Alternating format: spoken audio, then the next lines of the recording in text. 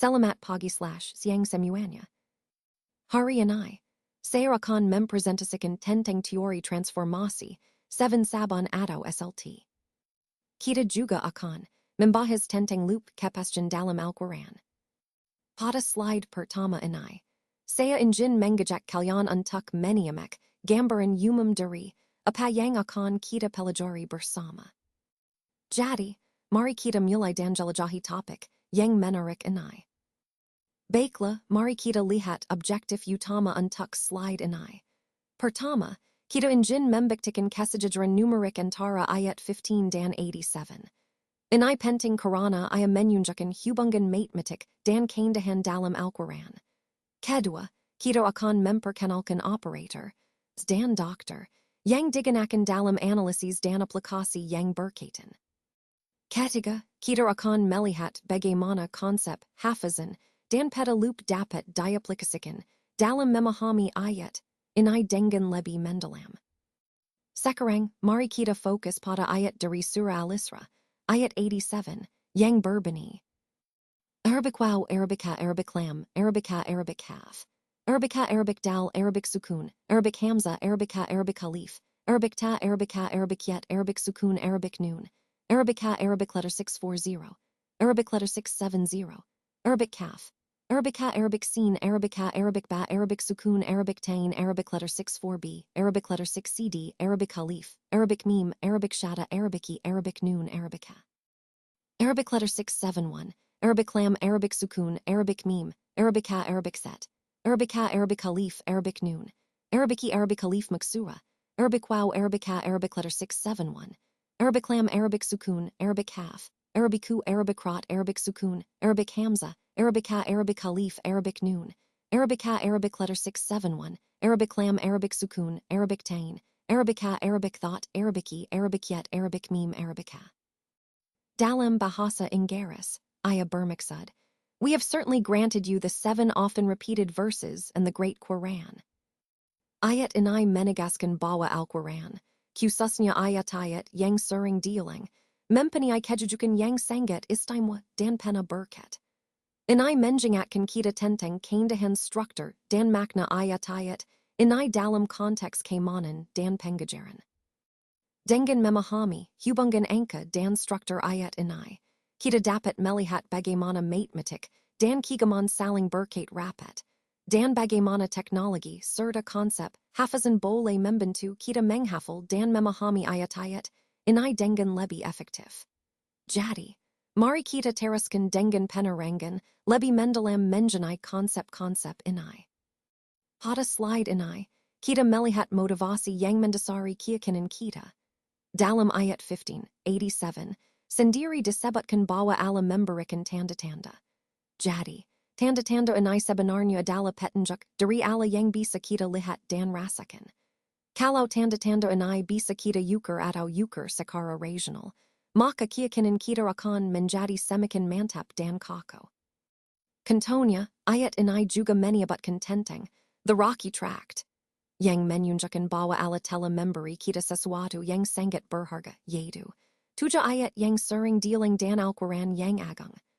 Jadi, intinya adalah Allah memberi petunjuk yang sangat jelas dan berulang-ulang melalui ayat-ayat ini, agar kita semakin yakin dan percaya.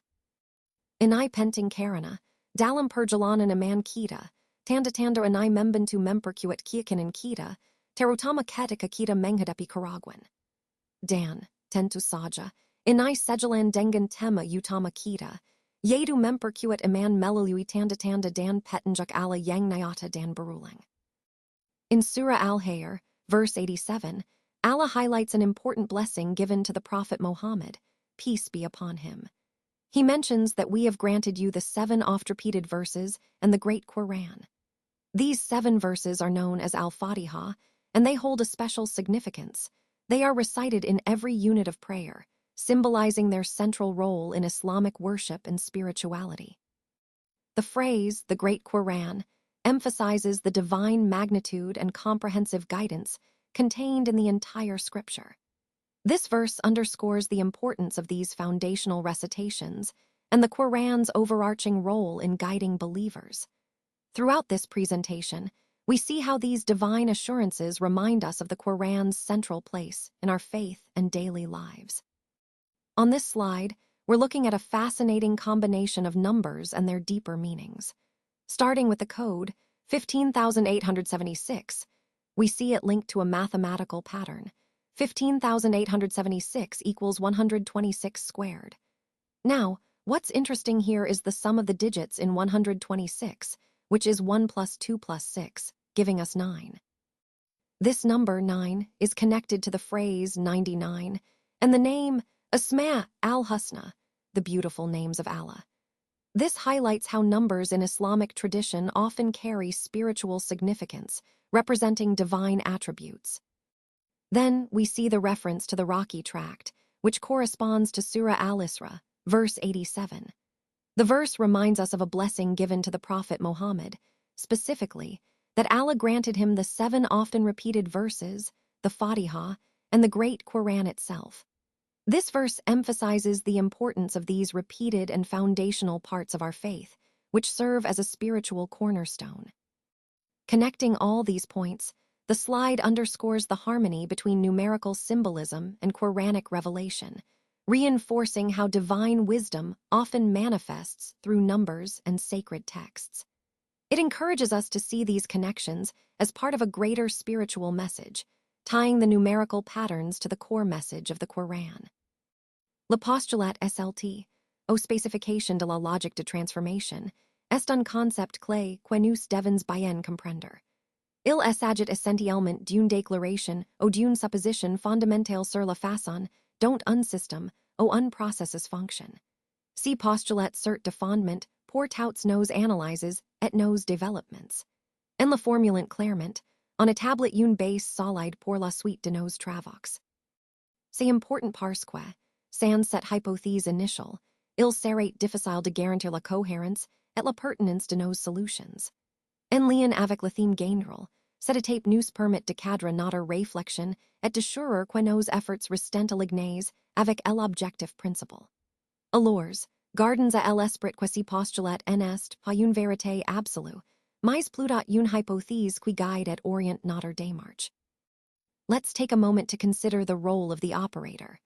When we talk about the operator, we're referring to the person or system responsible for managing and controlling the process. This can be a human operator who makes real-time decisions based on their experience and training, or an automated system that follows predefined protocols. The key point here is that the operator acts as the bridge between the technology and the overall process. Their skills, awareness, and decision-making are crucial for ensuring everything runs smoothly and efficiently. This ties into the overall theme of our presentation, which emphasizes the importance of human oversight and proper system design. Whether automated or manual, the operator's role is essential in maintaining safety, optimizing performance, and responding to unexpected situations. So, understanding the operator's function helps us appreciate the need for proper training, clear interfaces, and effective communication systems. All of these elements work together to support operational success and safety. Let's take a closer look at the difference between concat and literal. These are 2 important concepts when working with strings in programming. Concat, short for concatenate, is about joining 2 or more strings together to form a single, longer string. Think of it as connecting pieces of a puzzle to build something bigger. On the other hand, literal refers to the exact value or text that we write directly into our code. For example, a string like, "Hello, world," written inside quotes is a literal. Recognizing the distinction between these 2 helps us understand how data is combined and manipulated in our programs. This understanding is essential as we move forward in designing efficient and effective code. So, in essence, concat is about how we combine strings, while literal is about the actual fixed text we use. Both play a vital role in how we handle text data in programming. Let's take a closer look at the concept of the page loop. Essentially, this is about understanding how processes or actions can repeat within a system. When we talk about a loop, we're referring to a cycle that continues until a certain condition is met. It's a fundamental idea in programming and systems thinking because it helps us automate repetitive tasks efficiently. The key point here is that loops allow us to handle complex tasks in a streamlined way, avoiding the need to manually perform each step. This connects to the overall theme of automation and efficiency in our presentation, highlighting how iterative processes can save time and reduce errors. By mastering the concept of the page loop, we're better equipped to design systems that are both robust and adaptable, ensuring continuous improvement and scalability. So, understanding how and when to implement these loops is crucial for optimizing any process. Let's talk about the concept of the reverse loop. This is a key idea because it allows us to revisit and refine our processes continuously. The reverse loop is all about going back through the steps we've already taken, but with a different perspective or new insights. It helps us identify potential flaws or areas for improvement that we might have missed initially. By incorporating this into our workflow, we create a cycle of ongoing enhancement, which is crucial for maintaining high quality and efficiency. Think of it as a feedback loop that not only catches errors, but also sparks innovation by encouraging us to look at things differently.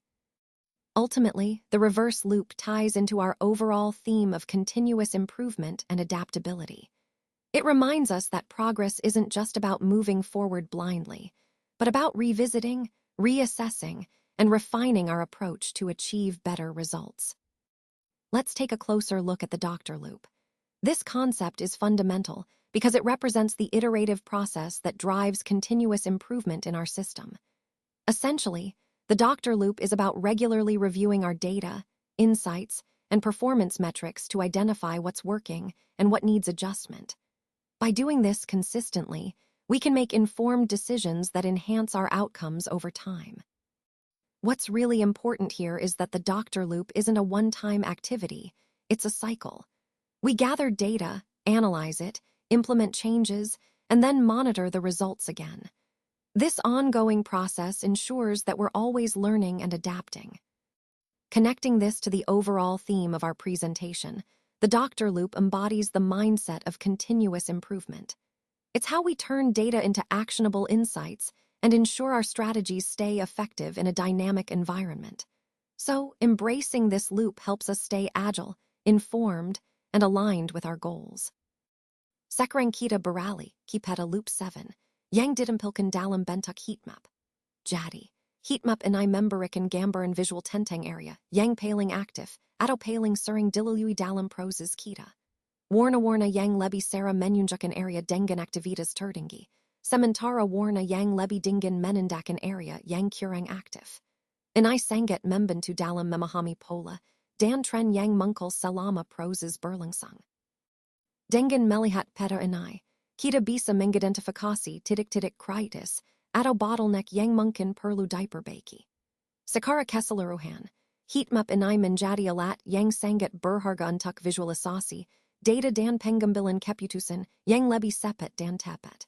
Jadi, ini adalah langkah penting dalam memahami bagaimana loop 7 berfungsi dalam konteks keseluruhan sistem kita. Selamat datang ke slide 13.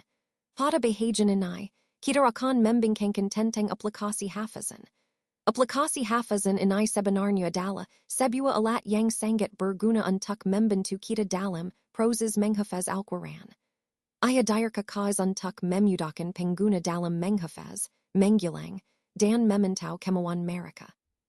Apa yang menarik tentang aplikasi ini adalah ia menyediakan siri-siri yang interaktif dan mesra pengguna, seperti penggulangan ayat, notifikasi untuk menjingatkan waktu hafazan, dan juga rekod kemauan individu.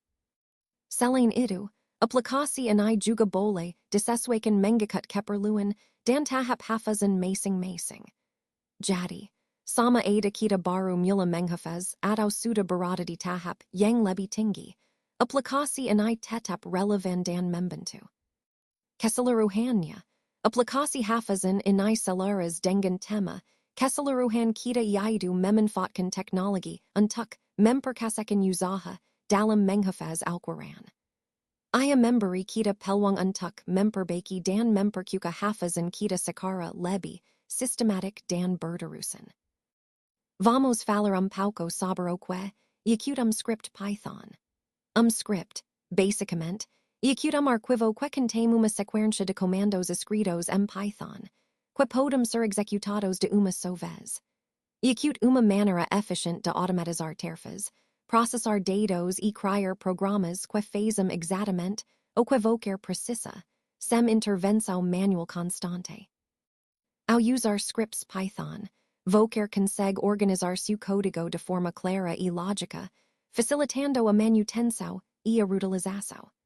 Essa iacute uma das razões pelas quais Python iacute tão popular na automação, na análise de dados e no desenvolvimento de aplicações. Lembre-se, o importante aqui iacute entender que script iacute como uma receita detalhada, que qualquer pode seguir passo a passo para alcançar o resultado desejado. E, claro, tudo isso se conecta como tema maior de automação e eficiência que estamos explorando na apresentação.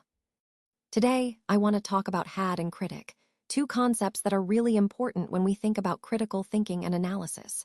Had, in many contexts, refers to the assumptions or premises we hold, what we take for granted. It's crucial to examine these assumptions because they shape how we interpret information and make decisions. Critic, on the other hand, is about critique, questioning and challenging those assumptions, narratives, or frameworks. It's about probing deeper, asking why things are the way they are and whether alternative perspectives might be more valid.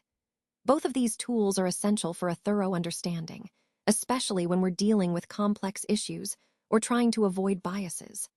When we connect these ideas to our overall theme, it's clear that developing a critical mindset requires us to be aware of what we had, our assumptions, and to actively engage in critic, to challenge and refine those assumptions.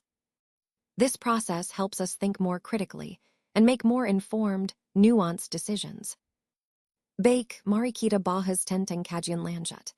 Pada bajananai, kita akan melihat beberapa poin penting yang perlu kita dalami lebih jauh. Pertama, kajian lanjutan ini penting untuk memastikan bahwa kita tidak hanya berhenti pada pemahaman dasar, tetapi juga terus berkembang dan memperdalam pengetahuan kita. Ini akan membantu kita menemukan aspek-aspek yang mungkin terlewatkan sebelumnya dan memperkuat fondasi dari seluruh konsep yang telah kita bahas. Selanjutnya, kajian lanjutan ini juga membuka peluang untuk melakukan penelitian yang lebih mendetail, sehingga kita bisa mendapatkan data dan insight yang lebih accurate. Dengan demikian, kita bisa membuat keputusan yang lebih tepat dan berbasis bukti. Selain itu, penting juga untuk menghubungkan kajian lanjutan ini dengan tema utama presentasi kita, yaitu pengembangan berkelanjutan dan inovasi. Dengan melakukan kajian yang terus-menerus, kita mendorong inovasi dan memastikan bahwa solusi yang kita tawarkan relevan dan efektif dalam jangka panjang. Jadi, secara keseluruhan, kajian lanjutan ini adalah bagian integral untuk memastikan bahwa upaya kita tetap relevan, berbasis data, dan mampu memberikan dampak yang maksimal. Baiklah, mari kita bahas ringkasan dari apa yang telah kita bahas sejauh ini. Di slide ini, saya ingin menekankan beberapa poin utama yang menjadi inti dari seluruh presentasi kita. Pertama, kita harus memahami bahwa keberhasilan proyek sangat bergantung pada perencanaan yang matang dan pelaksanaan yang konsisten. Kemudian, penting untuk selalu melakukan evaluasi dan penyesuaian agar kita tetap berada di jalur yang benar. Selain itu, kolaborasi tim dan komunikasi yang efektif menjadi kunci utama dalam mengcapai tujuan bersama. Dengan mengingat semua poin ini, kita bisa memastikan bahwa setiap langkah yang kita ambil akan membawa hasil yang maksimal dan sejalan dengan visi besar yang ingin kita capai. Jadi, mari kita gunakan ringkasan ini sebagai pengingat pentingnya integrasi dan komitmen dalam setiap aspek pekerjaan kita. So, let's talk about the take-home message. First, I want to emphasize the key points we've discussed today. These are the core ideas that really capture the essence of our presentation. It's important to understand how these points connect to the overall theme, which is about driving innovation and making impactful decisions. By keeping these main concepts in mind, you can better apply what we've covered to real-world situations. Remember, the goal is to integrate these insights into your daily practice to achieve better outcomes. So, take these ideas with you and think about how they can influence your work moving forward. Baiklah, inay adalamasan sesi solin dan jawab. Saya mengalakan semu untuk bertanya, apa sahaja yang mungkin, masih kurang jelas, atau ingin diperkembangkan. Inay adalah peluang terbaik untuk kita berbincang dan memperdalam pemahaman kita tentang topik yang telah kita bincangkan tadi. Ingat, tiada solan yang terlalu kesal atau remeh, jadi sila jangan malu untuk bertanya. Saya di sini untuk membantu menjelaskan dan memastikan semua orang mendapat manfaat pena daripada sesi ini. Jadi, silakan, siapa yang ingin memulakan dengan solan pertama. Terima kasih atas perhatian dan waktu yang telah diberikan. Saya harap presentasi ini dapat memberikan gambaran yang jelas dan bermanfaat tentang topik yang telah kita bahas bersama. Ingat, keberhasilan tidak hanya bergantung pada pengetahuan, tetapi juga pada penerapan dan kolaborasi kita semua. Jadi, mari kita terus berinovasi dan bekerja sama untuk mencapai tujuan bersama. Sekali lagi, terima kasih banyak, dan saya berharap kita semua bisa mendapatkan manfaat dari apa yang telah disampaikan hari ini.